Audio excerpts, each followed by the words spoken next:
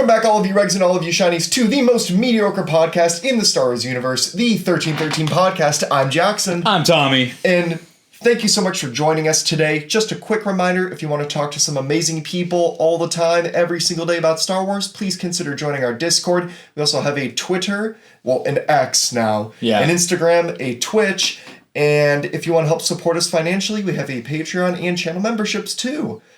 But other than that, I was really going to say we posted a short earlier this week and it got a lot of traction and we got a bunch of new subscribers and followers. So if you are one of those people, thank you so much for being here and for deciding to check out our content today. We appreciate you a lot. Yeah, it's approaching 20,000 views on Instagram right now. Insane. 20,000 views. It just keeps hitting the... I know on YouTube, I'm pretty sure it died out and it mellowed out.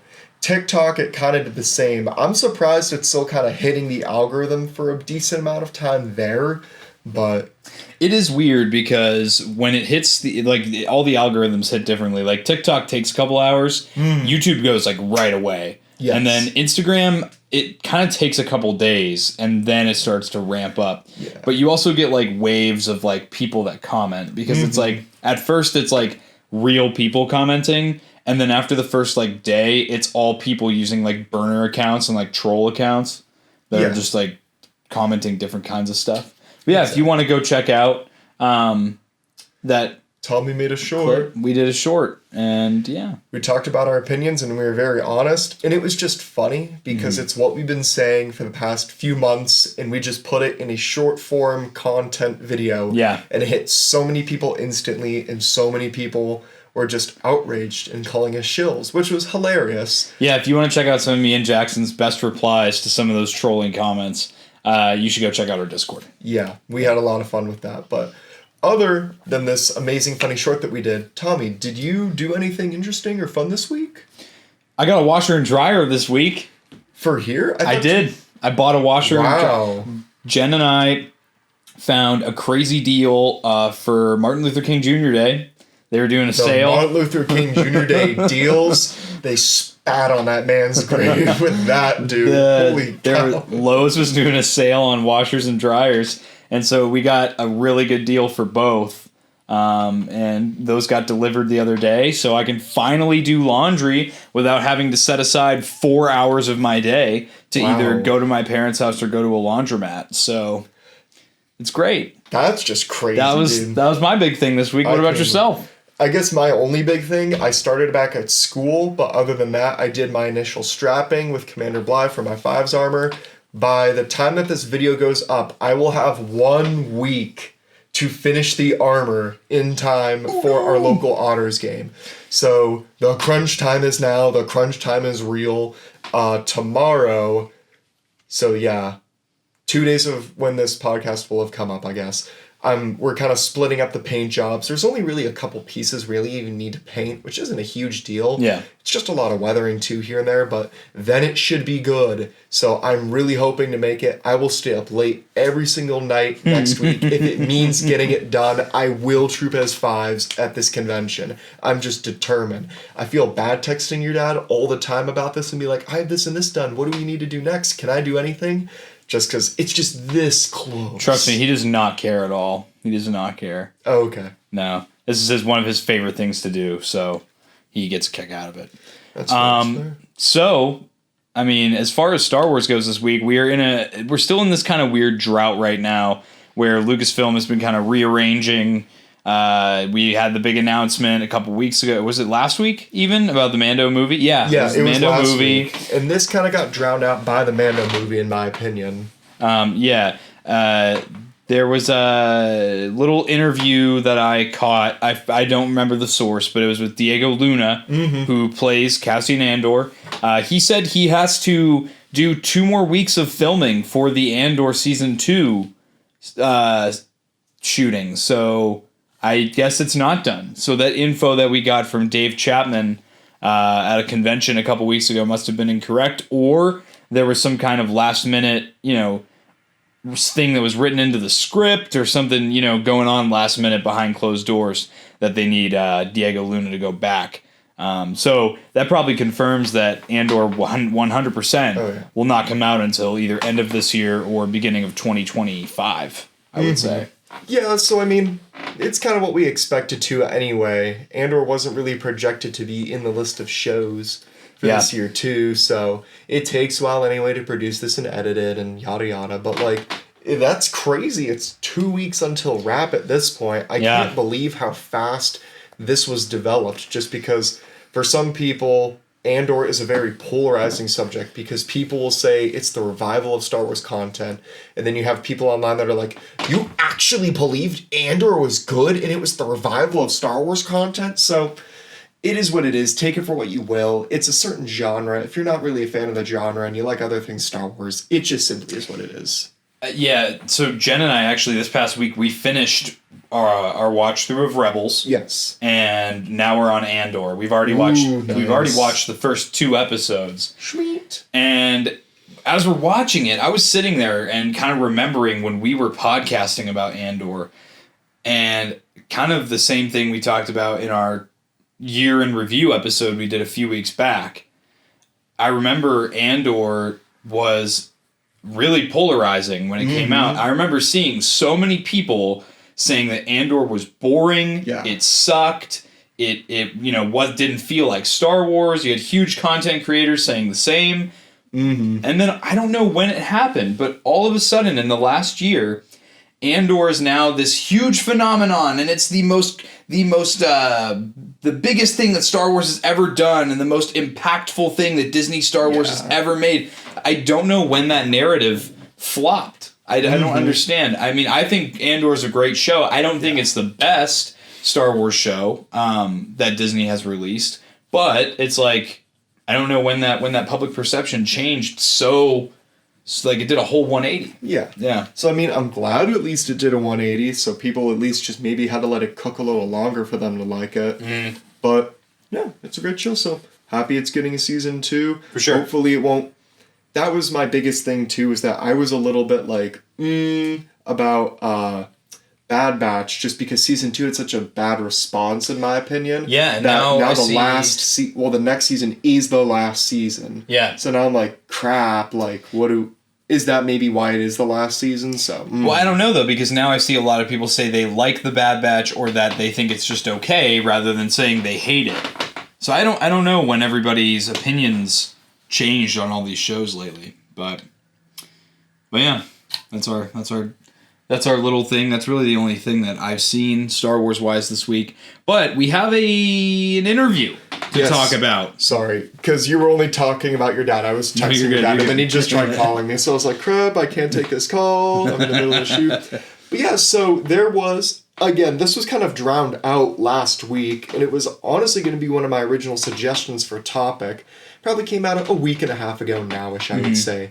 There was an interview on Katee Sackhoff's podcast called Blah Blah Blah with Sam Witwer. Yeah. And I was like, holy cow, maybe this could have some interesting things about Star Wars and things. And it did. I would say it did. What most surprised me was that Sam Witwer got his start and met her, I guess, too, during Battlestar Galactica. I've literally never seen that. I know what it is. Yeah. But I just thought that was interesting just because, I mean... Sure, as a kid growing up in the early 2000s, like, you only know Sam Witwer for everything he does as Maul and for Clone Wars. And Starkiller and... Exactly. So I was like, oh, he does other things, I guess. Yeah. So if you don't know, Katee Sackhoff voiced Bo-Katan in the Clone Wars and Rebels, and then played live-action Bo-Katan in The Mandalorian. And then Sam Witwer, like we just said, is the voice for Darth Maul in the Clone Wars and Rebels. He has voiced... oodles and oodles of other characters. And if you want to check out the full interview, it's on Katee Sackhoff's YouTube channel. If you just search up her name, she'll come up on YouTube. You can go check out her Blah Blah Blah podcast. She also has audio on Spotify with the video too, like us. Yeah, she does. I thought it was great. I thought it was, I mean, it was about an hour and 20 minutes, and it didn't even feel like that. So I have some notes. Yeah, that's fine. I guess while you're scrambling for some notes, what I didn't realize that kind of surprised me the most was that Sam is still very much involved in voice acting specifically for like Star Wars characters and roles. Because something I didn't realize is that when they were talking about the droid the torture droid from Return of the Jedi, he voices the torture droid in the Book of Boba Fett when we see him in the kitchen scene. And he was talking about trying to recreate that voice, and he was trying to analyze because the droid itself is voiced by the director of Return of the Jedi. So he was trying to get like the right amount of like roboticness to the voice and the enunciation right. Right. Yeah, there were several things that they talked about, and it would be more just general, like broader strokes. And obviously they're actors that are employed by Lucasfilm, so they're going to be a little bit more choosy about their words. Mm-hmm. But if you look into what they're saying, it's not hard to interpret what they're meaning by what they say. Yeah. I thought something that they talked about that I really liked was a sense of entitlement, and they very briefly brought it up. But they talked about entitlement with, and they didn't say like Star Wars fans specifically, but they talked about this sense of like feeling like a character belongs to you, even though you have nothing to do with writing the character, or feeling like something about the franchise belongs to you. When really, like, at the end of the day, it's the people who write the story that have all the control over how that character is written. So I thought that was a nice little point. But I thought that something to mention that would tie in really well with last week's episode was they talked a little bit about fans' opinions about Star Wars changing over the years. Yeah.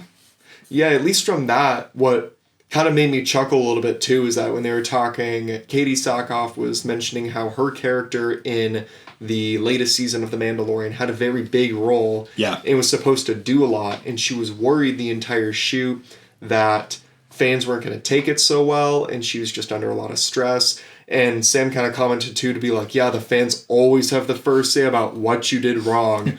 So I guess it's funny in a way that they're all conscious of the fact that as soon as anything Star Wars releases, people are going to say it's garbage, and there's nothing you can do about it. People are going to like you who are going to like you.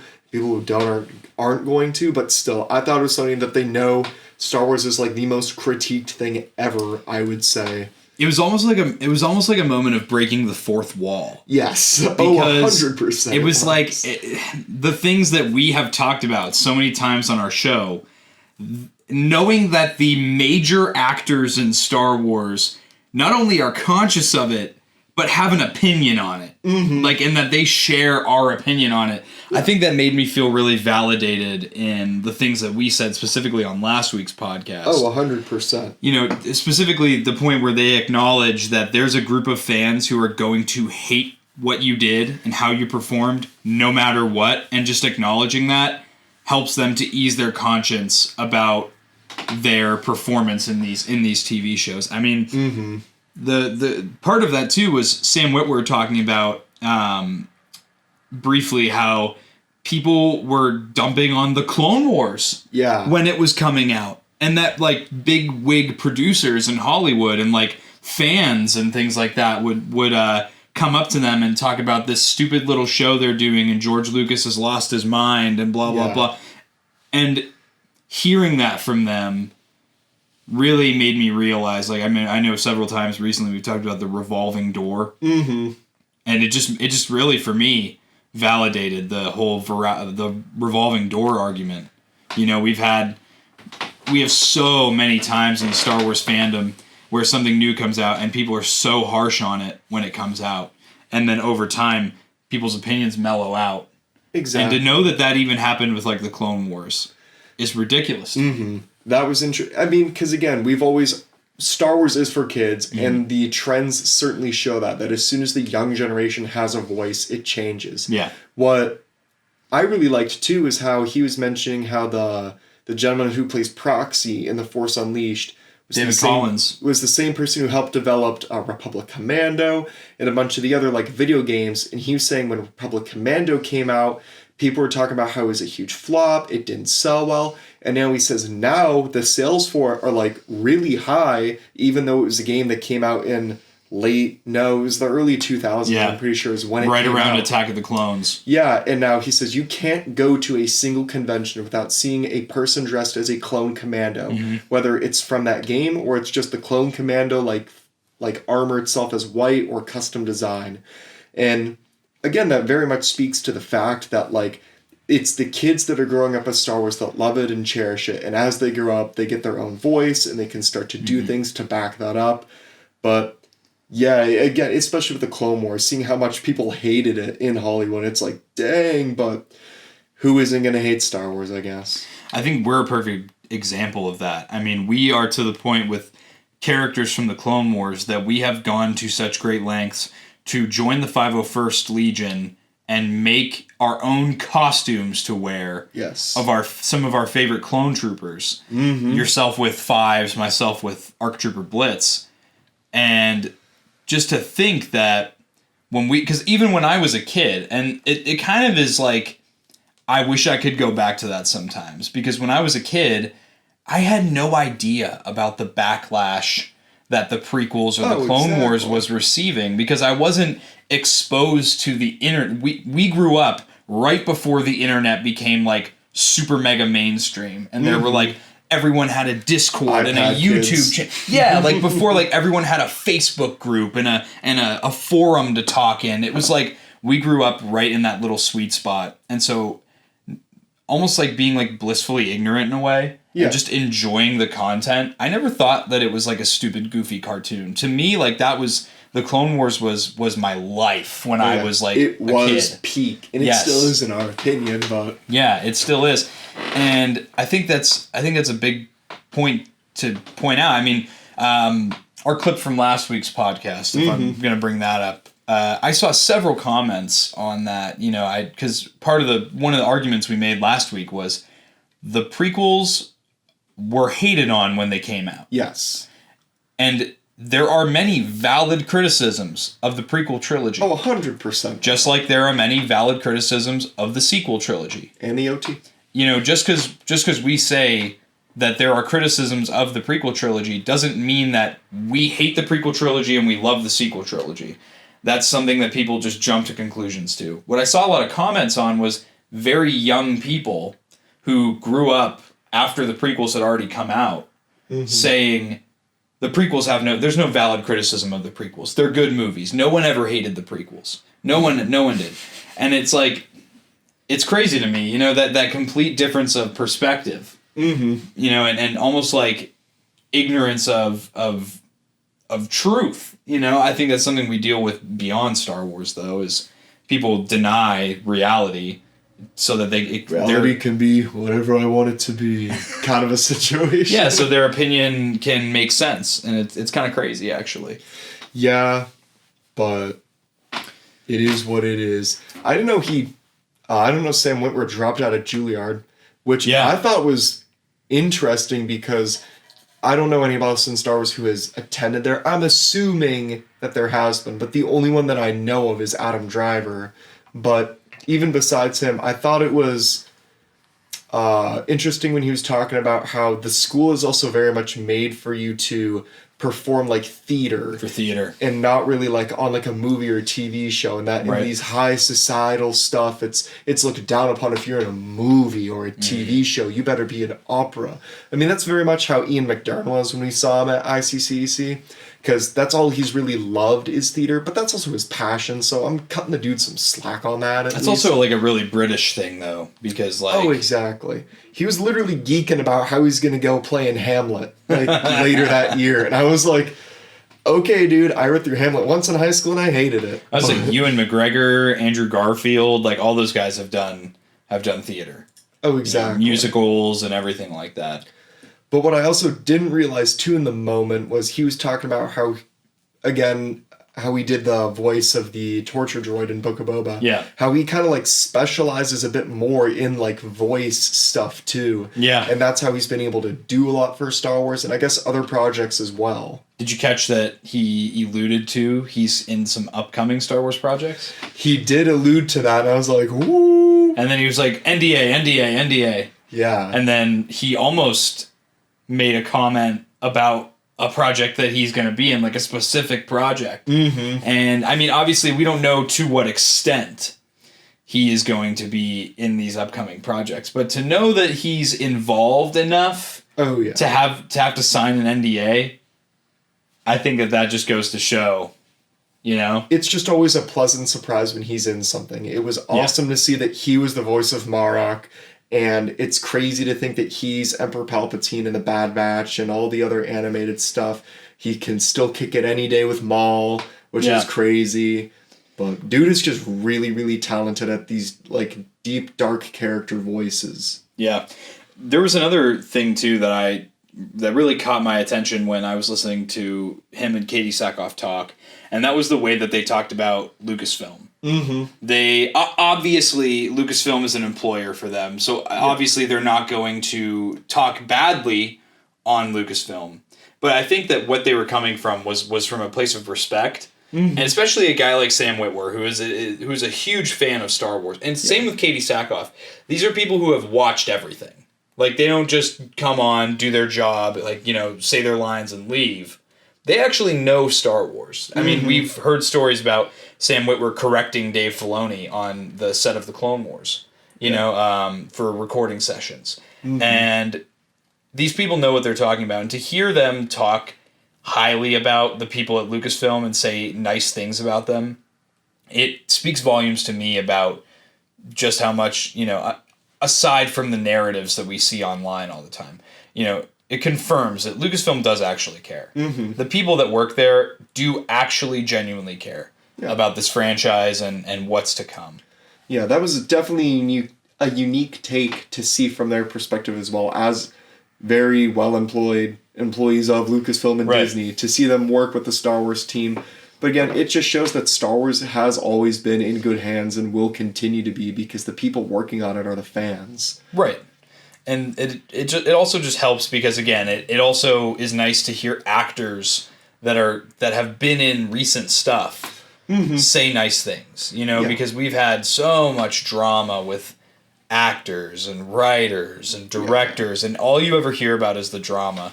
And so it's nice to just hear nice things being said, because I want to believe that this company is making stuff, you know, it's fans making stuff for other fans. Yeah.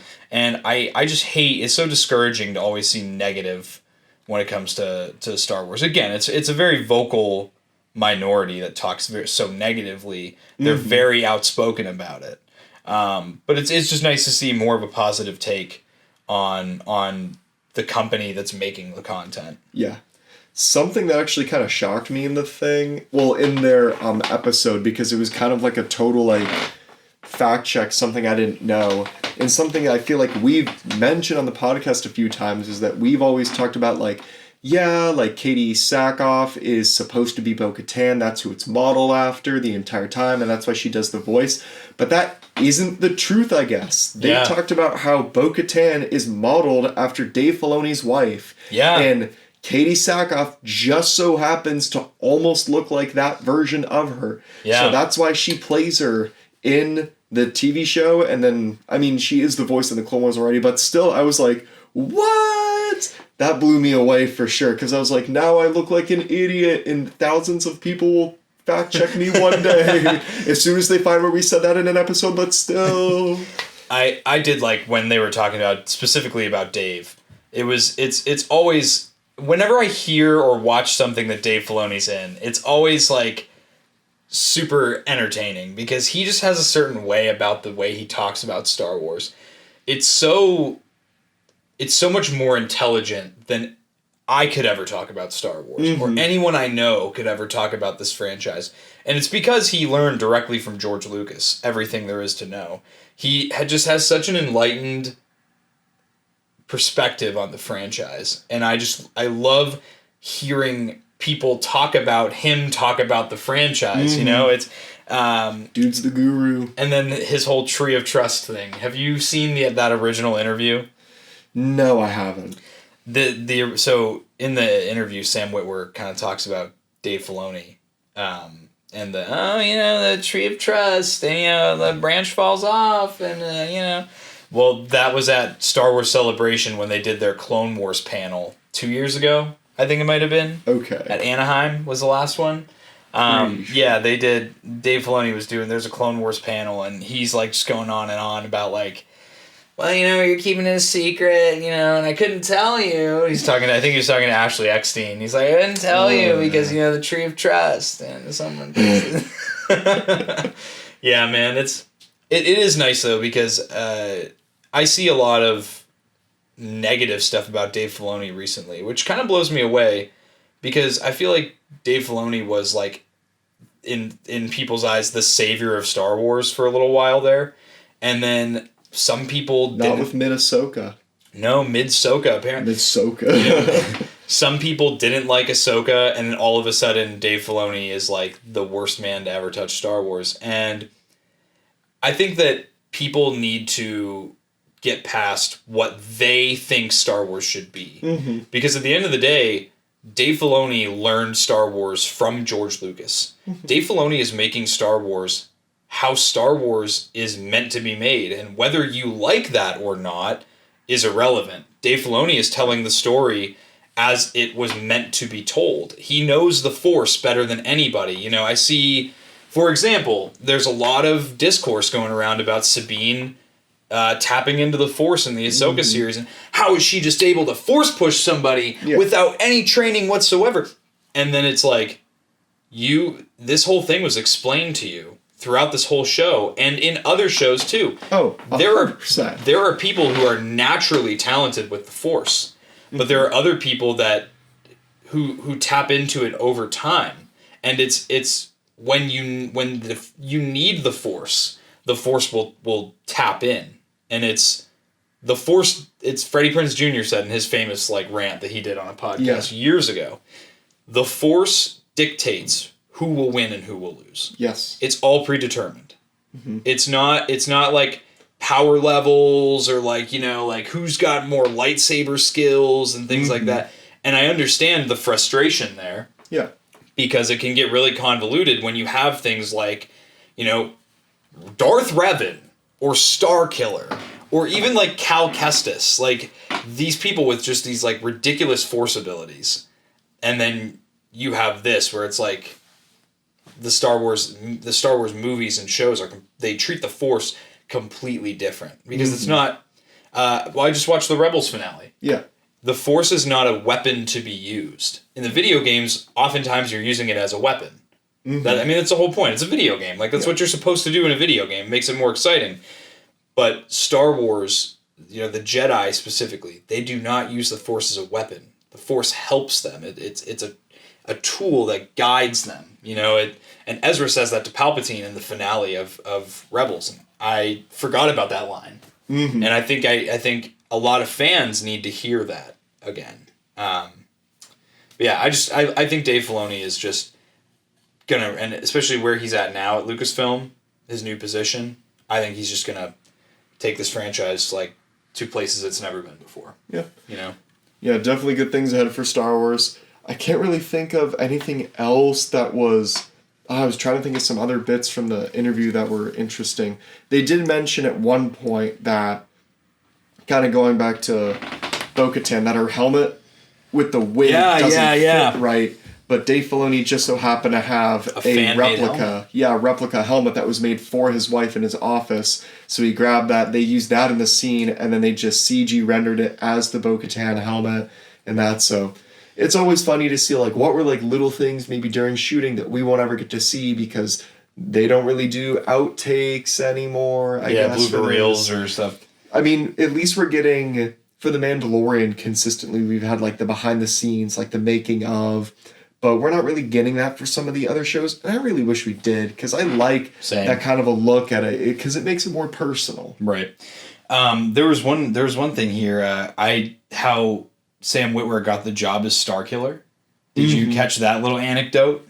Yeah, he's mentioned it before in other few interviews as well, how he gets Starkiller, and it's an interesting thing, just because again it shows how knowledgeable he is about the Star Wars universe and the subject itself, even at that time, just as a fan too. I never knew that the whole reason he got the job was because David Collins slipped in his picture, his headshot with the people, because when they had the original painting of Starkiller, it like kind of looked like Sam Witwer. Yeah. So the fact that he got thrown in and like he slipped him in and they were like, yeah, you got the job. Yeah. That's crazy. Like what are the odds of that? Yeah, there's another famous interview too he's had on a show where he talks about like during the auditions for it, you have to like, there's a scene where you have to pretend to meditate.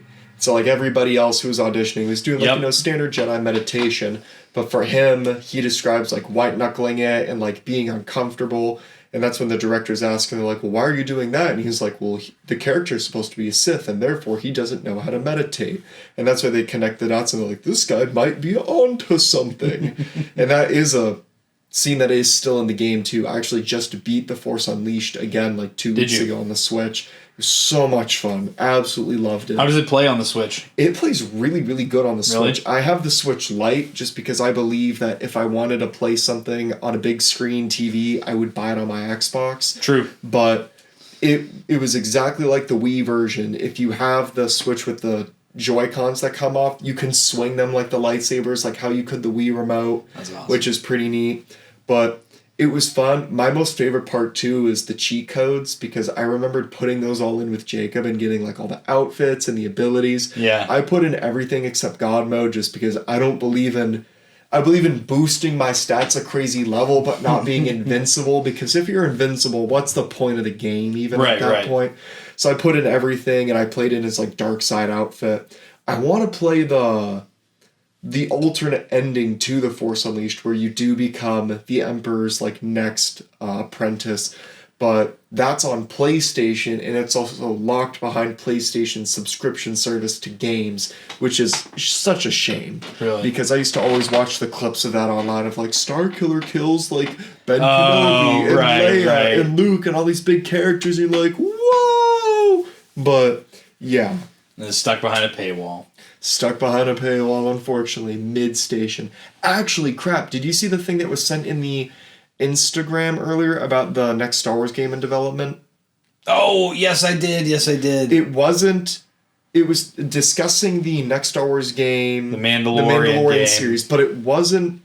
I had thought originally that the company developing it was going to be Bethesda, but it isn't Bethesda. It's the people who make the Wolfenstein series. Yes. And so people are already going crazy over that because they're really, really good at making first-person shooter games or shooters in that genre and engine, because I know the Star Wars license was given to a bunch of companies. I would be excited for anything except Bethesda. I'm actually over Bethesda games. Fallout is amazing, and I love Skyrim, but their engine is for a very specific style of game. And if I had to worry about a Star Wars game where I was just as clunky, I wouldn't care too much. But which chat was it in?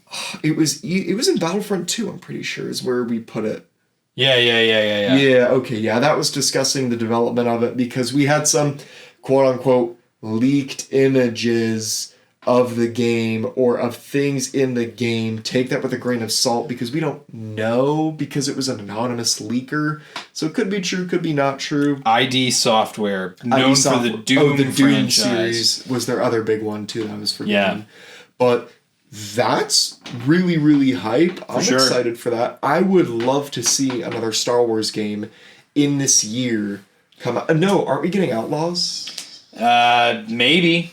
Who knows? I forgot because that came out when I was at training, and so like a couple days later I figured out a new Star Wars game was coming out and I missed all the hype and the big news about it. So I was like, dang it. If I want to talk about like my biggest frustration with Star Wars right now, like as a franchise, it's the lack of video games. Yep, I agree. We don't have games. I want a like turn my brain off like first person shooter Star Wars game that's not Battlefront 2. Mm-hmm. Battlefront 2 has been out for like this year it will be 7 years old. And as soon as it hits 10, the servers will go bye-bye. Because that's how online games run. And there's the rumor that Respawn is working on one, but that I haven't heard anything about in over a year. Respawn would be dope. And it's like I don't want like a Rainbow Six style. I don't want I just want literally I can shut my brain off, go play this like Call of Duty style.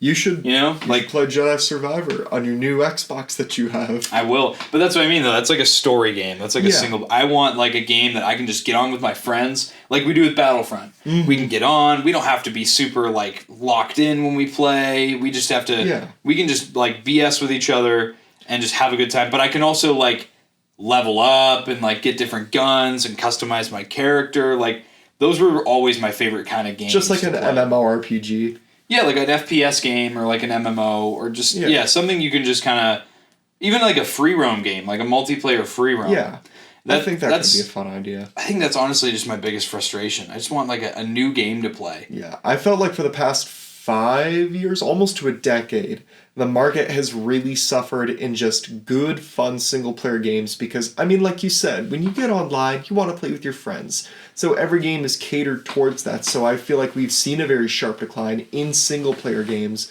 but it's nice just to have that kind of a game to fall back to because my whole queue right now of games is switching between PUBG, Fortnite, and Battlefront 2. Yeah. That's the only games I have, and I have like 1 or 2 story games on my Xbox that I've already beat, but I don't really have the motivation to get a new one. I guess that's why I was more excited when I got The Force Unleashed on my Switch with the whole, it's a 7-pack of games, which is really cool because it has Republic Commando, the KOTOR games and whatnot, but it was fun just to play a single-player, non-consequential game and just have fun in the Star Wars universe. I feel like if we're going to get something that's like this Doom or Wolfenstein thing where it's like a Mando-based game, I'm confident that that'll be a single-player game and it won't be like a big multiplayer experience. True. Because that's also not what that company is known for. So I feel like that's a benefit for us. Yeah. And that's a thing for me that I just wish that these games would maybe, or even just do something different. Like the idea of a Mando game where I go like do bounties and like things like that, that to me appeals so much more than like, I don't know, I had my fun with like Warzone and Fortnite and like Battle Royale style games. I also feel like those types of games are starting to get stale. It was a genre we didn't have in a very easily accessible environment, but now it is, so now it's like, what's the point? Right, so I feel like it's just, I mean, Fortnite's been out for like, what, like 7 years already? Yeah, like, it's been still a long good. time. Clone Troopers in Fortnite. Clone Troopers in Fortnite. Yeah, man, I just wish that there would be some more games that come out, and hopefully, we'll actually see, like, I'm going to look up the Outlaws release date. Games like Eclipse will also see the light of day at some point, because, I mean, that cinematic trailer looked pretty cool. Yeah, but didn't that already say it was going to come out? Okay, no, Outlaws comes out this year from Ubisoft. Okay. Yeah, as of now. Late 2024 is what they are saying. Which is crazy because last I heard it was supposed to be spring 2024. The thing I'm just looking at, IGN just says late 24, but IGN is literally like the fake news network of video game news. Like, I can't stand it. If they say a game is trash, it's probably good. Yeah. But, yeah, man, I don't know. This is a weird time to be in right now because there's no new games, there's no new books, there's no new movies, no new shows. So we're just always in some sort of dry spot that occurs for a few months. We'll get the new show or thing and we'll freak out about it and then we'll hit another dry spot. And then I feel like that's also like this time we're in right now. I feel like this is one of those moments where like the Star Wars drama, the internet drama, like it's always its biggest during a dry period. Peak. Yeah, because everyone needs to get their clicks and get their little like. Because for those people, they survive off making Star Wars content, so they have to do Star Wars related things. But I feel like there's plenty of Star Wars content out there that's like not podcast form. Like people like maybe Luke's lightsabers, who just makes like fun short form Star Wars content on Instagram and TikTok, or people who make Star Wars merchandise that's really cool, like No Hope Supply. They're about to release the Thrawn Troopers, like as a shirt, dude. That's going to go crazy. I've been expecting for that drop to occur at some point. Yeah. There was I forget which podcast, because I watch like 3 or 4 different Star Wars podcasts, other than our own. And like there was one podcast I saw last week or the week before that was saying that they don't want to see Grogu in the Rey movie. Well, that makes sense.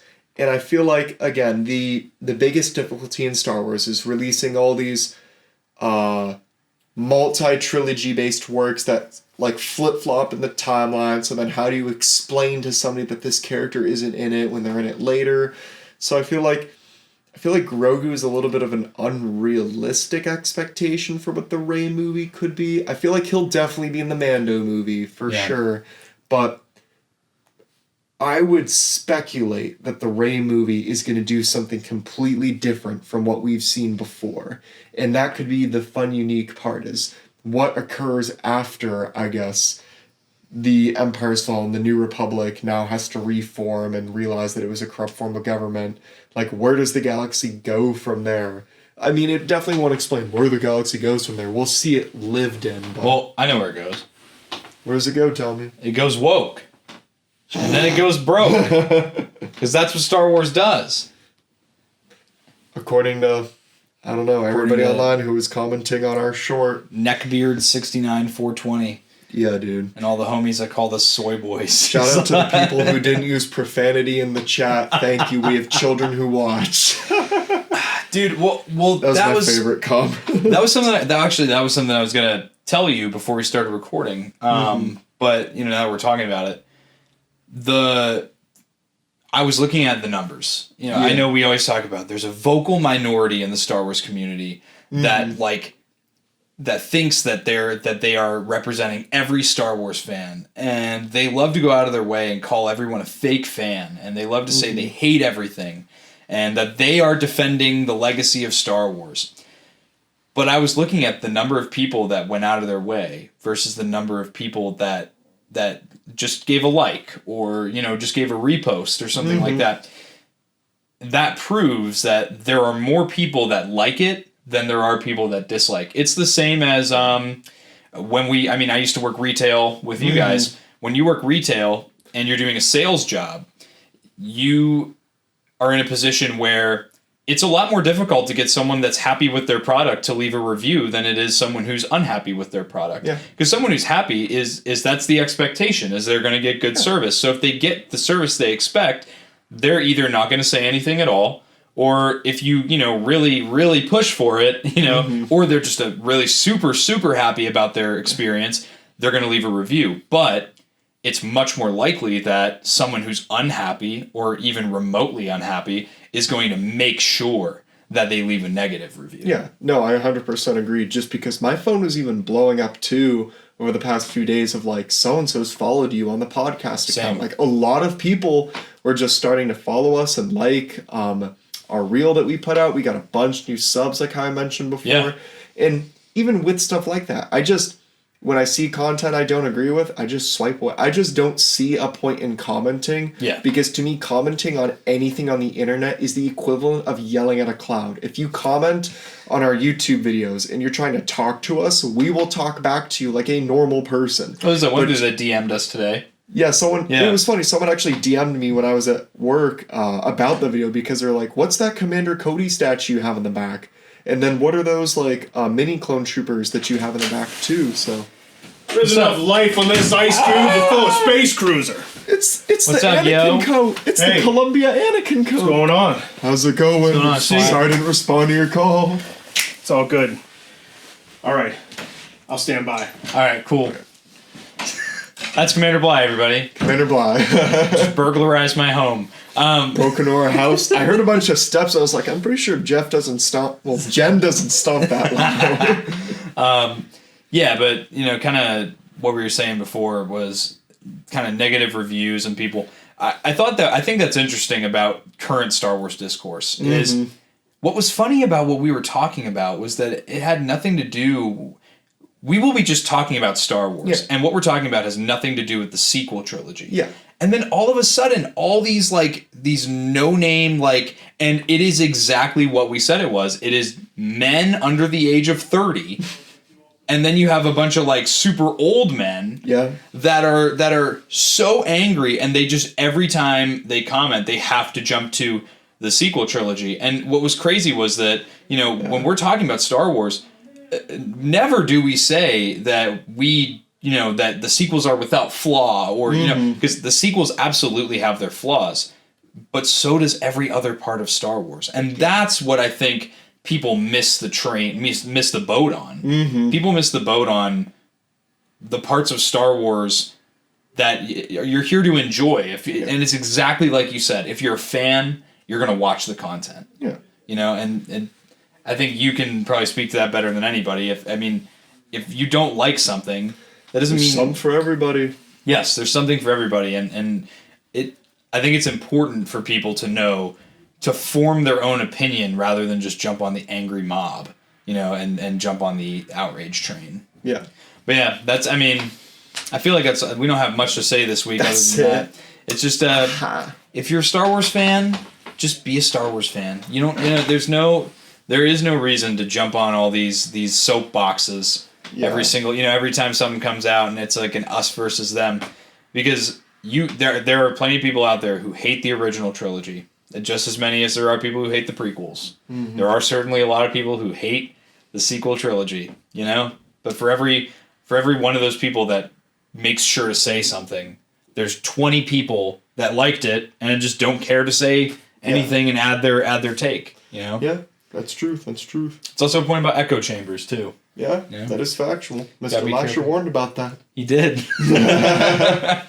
But yeah, I feel like that's it for this week's podcast. Yeah. A little bit of a light one this week, just nothing too crazy. Check out Katee Sackhoff's podcast, blah blah blah.